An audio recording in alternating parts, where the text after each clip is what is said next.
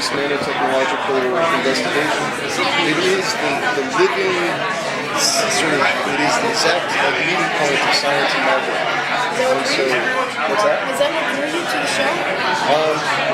Yeah, for sure. Well, when Eric started to discuss this show at its infancy, he was at Supernatural, and so I happened to see him on its creation at a couple of key points. So in a way, as opposed to being drawn by this show, it sort of appeared next to me. It was there, and so I'm just happy to step over and enjoy it, because it's a light, new place to go.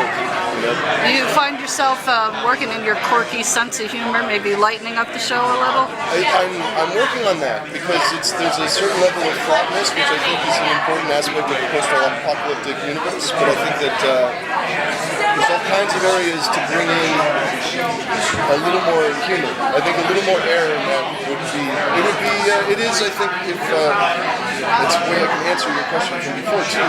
If I bring something, there might be a little bit of air and humor. It's a natural defense mechanism of my writing style, so it might happen. So yeah. tell us, maybe this is a tricky question, but how do the nanobots respond exactly to a bomb going off? It's a good question, yeah.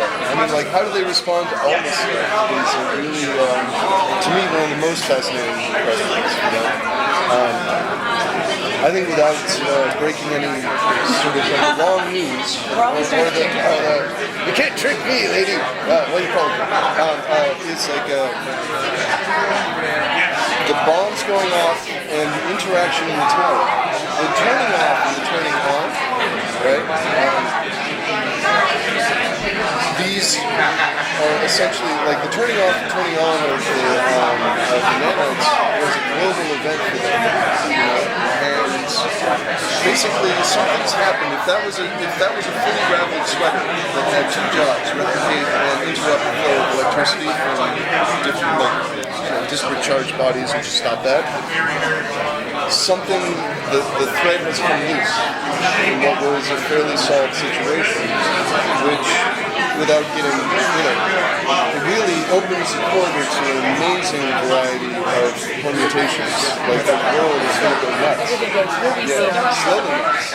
Yeah, slowly. Yeah, what's nice is it'll start the same way that we've learned, like last season you heard about Blanchard and you heard about Texas, but there wasn't any kind of concrete stuff coming from Texas. Here we get that, and so now we're in Texas and we're investigating the rumors that were the rumors of that season. So now we're here because we're in Texas. We're going to start to hear about Mexico. What are they having problems? They're having problems with Mexico. What's California really? And I think looking into religion is going to be interesting.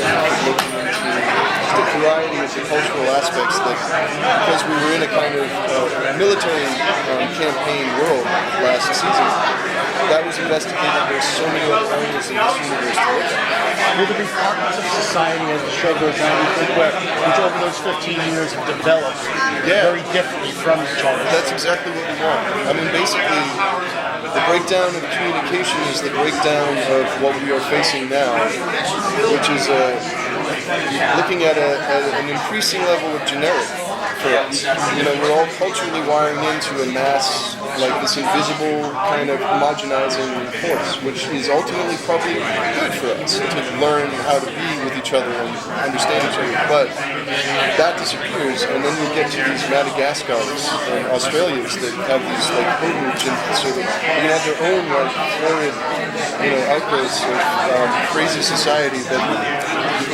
will get more omnivorous. I've got anything to say about it. And I always say things, if anyone hears me, we'll see.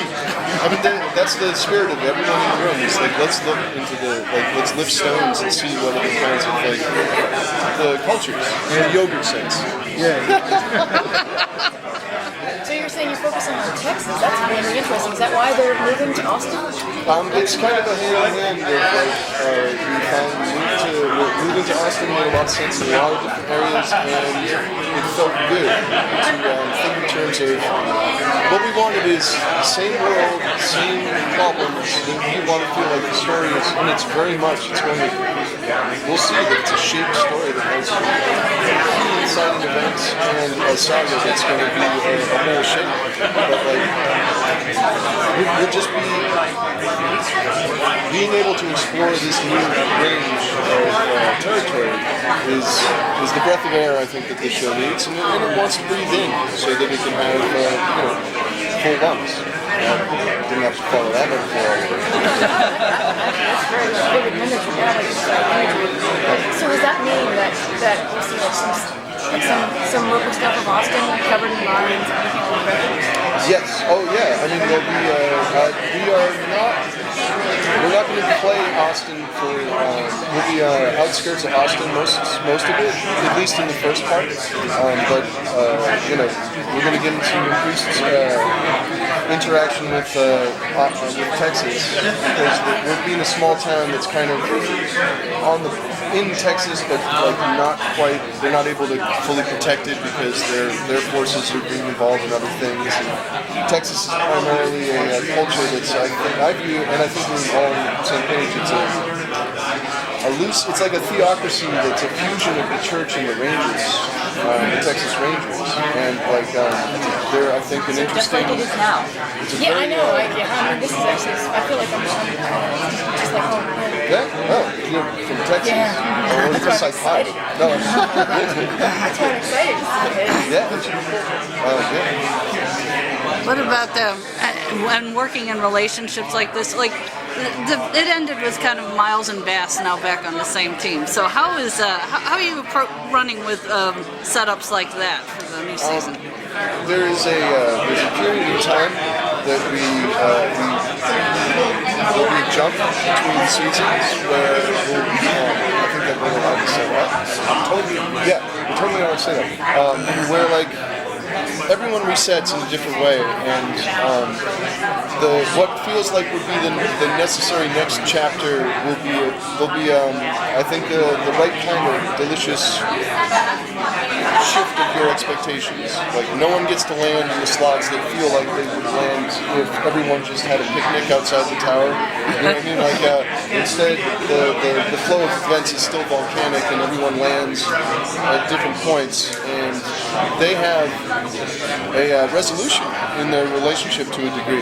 In some ways, because they kind of break even in terms of no one has the get out of jail free card. They're cool, right? In a sense, but they have other underlying things that made those differences occur in the first place. I think people will be interested to see where they go. Oh, I definitely am. So. They're friends that have the weirdest relationship. Yeah. I don't know. It's like she was giving us signals here, but. Yeah. Reach out to do something on the tip. Like doing an interview. Oh, yeah. How would I do it then? How would I do it? I would probably give you my email address. It's jack600@gmail.com. Will you be open? I think it's, I mean, it'll take me a while, because I'm really bad at corresponding. But start the process, start the ball. Alright, good. I'll be good. I think. I think so. Yeah. You want to get in there? No, I mean, over time, I'll have to. No, I don't know. Let's see. You don't have to. I think that there'll be. Well, no, I'm totally baffled by the question. I don't want to hurt you, so don't worry. Don't hurt me. It's okay. Really, it's okay. Love the angel puppets though. This is what I mentioned. Oh yeah. Oh, and I'm looking forward to your TIC panel this afternoon. I am going to be there. What's the thing? 25 years from the TIC. That's pretty. Mind-boggling. Brings to mind thoughts of gratitude and mortality. Yeah. All right. Well, good luck.